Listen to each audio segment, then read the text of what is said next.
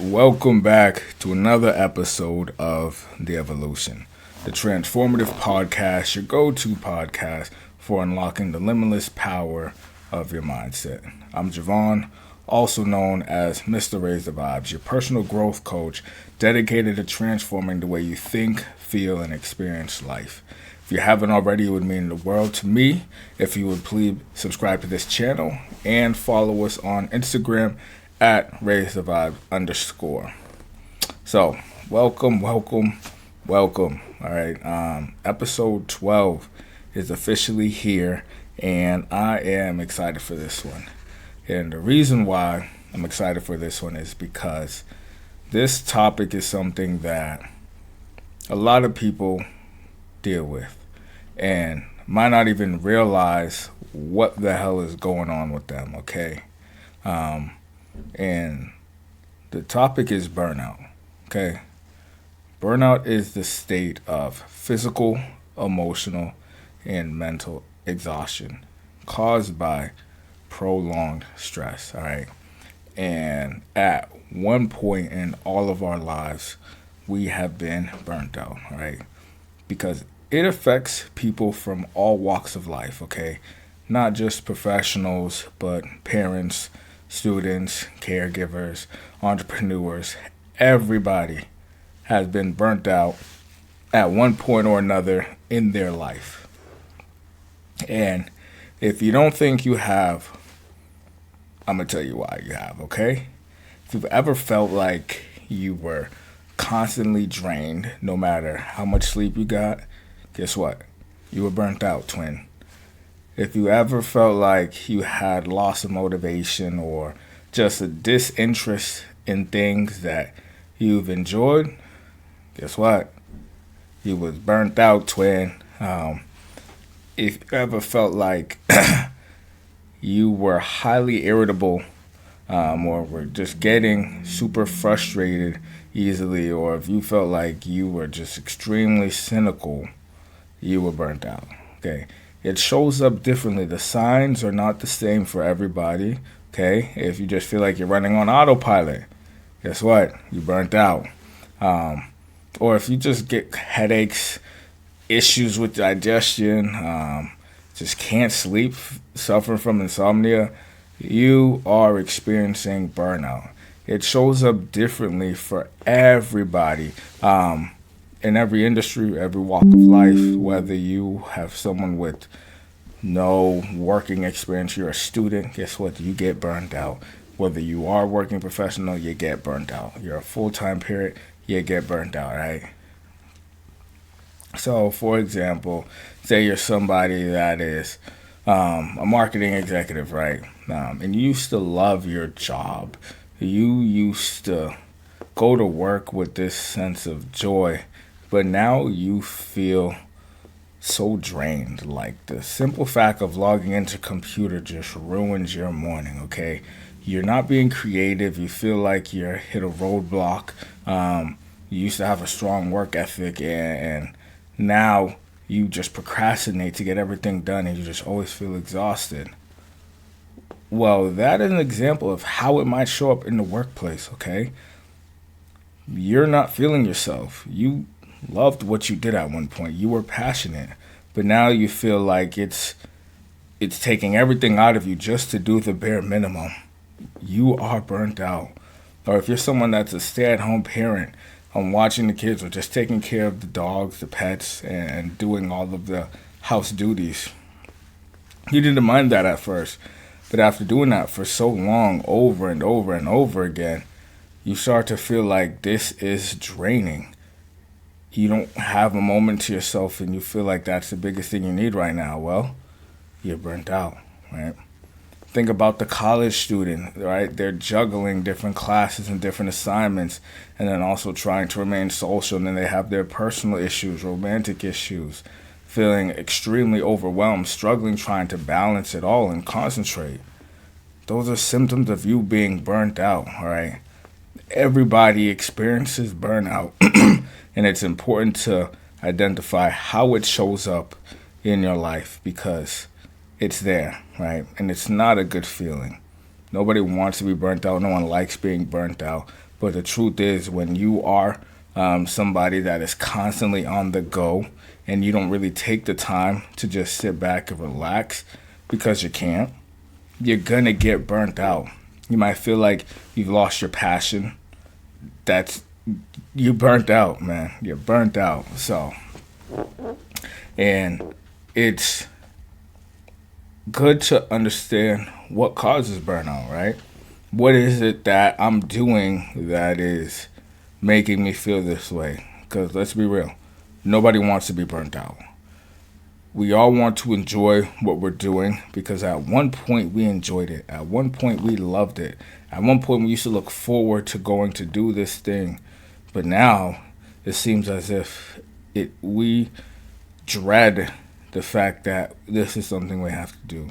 Whether that is going to work, whether it is taking care of our responsibilities, whether it is going to practice because you're an athlete, right? It's something that happens over time and it builds up due to the constant stresses that are placed on you, right? You might work a high demanding job, or you might be somebody that others put a lot of pressure on to perform. And there's just a lot that comes with that. And it's a lot of weight for somebody to carry. That burden is enormous, and it's enough to just weigh you down, right? You start to feel like it's coming from a lack of control that you might be feeling, right? You feel powerless in work. You feel powerless in your relationships. You feel powerless just to life. You feel like life is making you live, bitch. Just call it what it is. Life is having its way with you, and there is absolutely nothing you can do about it, right? You're super unclear or uncertain about expectations when that wasn't always the case, okay? Now that you're feeling so unclear about your future, about what's expected of you, about your role, how you're supposed to show up, leads you to question every single thing you do. So now you're thinking a lot more than you usually do, and guess what? That leads to burnout, okay? That work-life imbalance. Here's the thing about balance, okay? The thing I think people have a hard time understanding about balance is that it's not a noun, it's a verb, right? Balance is not something you have. It's something you do. Nobody has balance, okay? Think about people that walk the tightropes, right? They're balancing. They don't have balance because we can all do that, right? If we go through the training and we learn how to balance, we could all be those tightrope walkers. But what they're doing is balancing, right? It's the act of balancing is what it is, okay? And what that literally means is you're figuring out in the moment so you don't fall off, right? You don't want to lean too far to the right and overcommit. You don't want to lean too far to the left and overcommit. You want to find that sweet spot, okay? So you got to lean to the right and catch yourself and use the other side to counterbalance yourself, okay? Balance is not a thing that we have. It's something that we do. So get that out of your head. You do not have balance. Nobody has balance. It's something that you do. Something that you can develop by practicing it over and over again, okay? But work-life imbalance is something that causes stress because you are too committed to one side, right? Maybe you are so focused on your personal life, work's taking a back seat time and time again, and now the stress from work is leading to you feeling burnt out because you just can't get it going there, right? Or maybe you are so committed and bought in at work, now your personal life is starting to lack and you're starting to hear it from everybody else and you start to feel alone because no one's really reaching out to you because they can't connect with you anymore. Well, now you're going to feel burnt out because you don't have balance, right? You're not balancing things. So that work-life imbalance is something that greatly contributes to burnout, right? Or if you're somebody that is just constantly trying to be perfect, right? You're a perfectionist. So everything you do needs to be done a very particular way, which is perfect. Well, those unrealistic expectations that you set for yourself in your fear of failure lead to burnout. Okay. There's a lot of different things that cause burnout. And these are just some of the most common things that come to mind when you think about what causes burnout. Okay. It does not happen overnight. All right. And think about somebody that might be an entrepreneur. Okay. You're a small business owner and you want your business to be successful. So what are you doing? You're committing hours and hours and hours, right? You probably have a day job, and then after work, you go back home and you work on your own business. Well, now you're getting about 80-hour work weeks with minimal sleep. That is a lot, okay? That is a lot of responsibility. That is a lot of just cognitive bandwidth that you're using throughout the day just to get by, right? Well, you're definitely going to be burnt out if you're not managing that appropriately, okay? That is not sustainable because now you're neglecting sleep and your personal relationships. So there's that imbalance there, right? Think about a teacher that's dedicated to their students, who loves giving back, who loves making sure that the students have everything that they need, that all the programs are prepared, that everything is taken care of, right? That teacher is so committed to each and every last one of their students. And they probably have a class of 15 to 25 students. Well, that's a lot of people to care for deeply. And again, now you start to realize you don't have all the resources you need, and you have these high expectations for yourself. Again, that's going to lead to burnout, right? So you're a nurse. Oh my goodness, God bless your soul if you're a nurse and you are responsible for the lives of others. And it is emotionally draining from constantly going from patient to patient, night after night, day after day, in a high-stressed environment. You are going to be burnt out, all right? It is a natural part of life, okay? We all experience it, and it's because we might not necessarily know how to avoid it, okay? So before I talk about how to avoid burnout, right? Let's say you're somebody in these situations, okay? You're a teacher, you're a nurse, you're an entrepreneur, right? You're overworking, you're super committed to your craft, you feel passionate about it, and that passion leads you to just committing to your work, which then leads you to overcommitting and then having that imbalance in life. How do you recover from burnout, okay? Well, what you need to do is rest and recharge. That's the first thing you got to do, all right?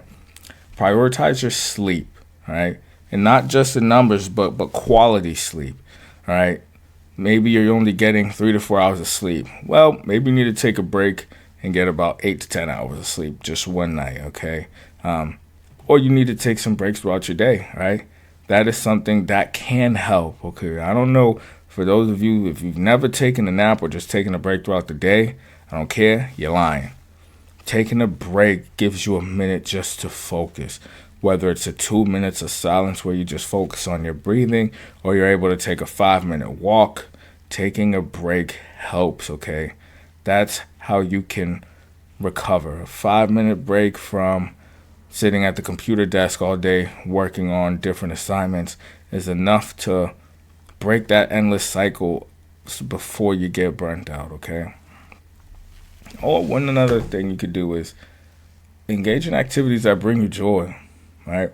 Whether that be music, or you have hobbies like painting, or you like going out for walks in nature, right? Engaging in these activities allow you to rest and recharge so that you can go back to performing, so that you can continue to show up the way you need to for your responsibilities, right? Think about, you're a lawyer, right? You're a high-achieving lawyer, right? You just rediscovered your passion for painting as a hobby. So now, when you start to feel like work is becoming too much and it's taking over, you take 30 minutes away. Take 30 minutes a day and just be creative, right? Let your creative juices start flowing and mentally go somewhere else that removes you from the stresses that's making you feel burnt out, okay? Other thing you could do is set boundaries, right? If you're trying to recover from burnout, set boundaries. Learn when to say no.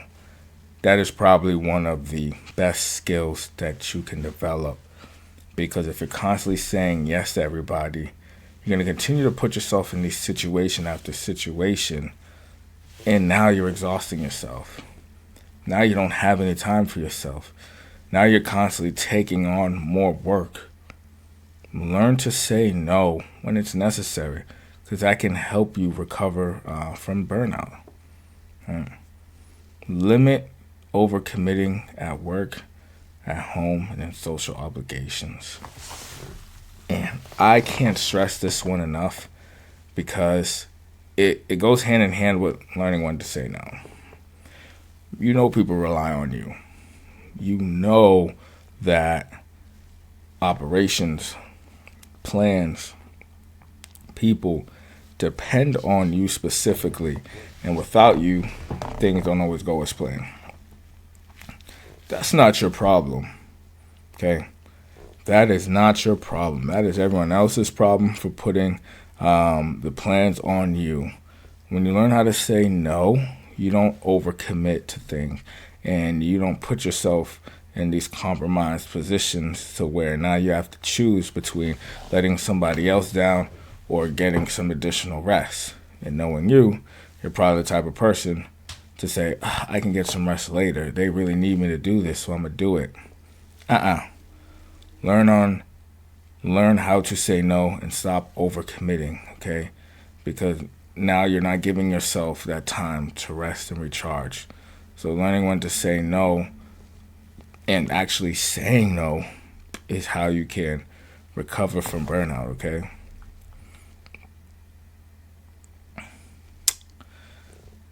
Another thing is creating space for yourself to decompress. You need to create that. That is up to nobody but you to create that for yourself.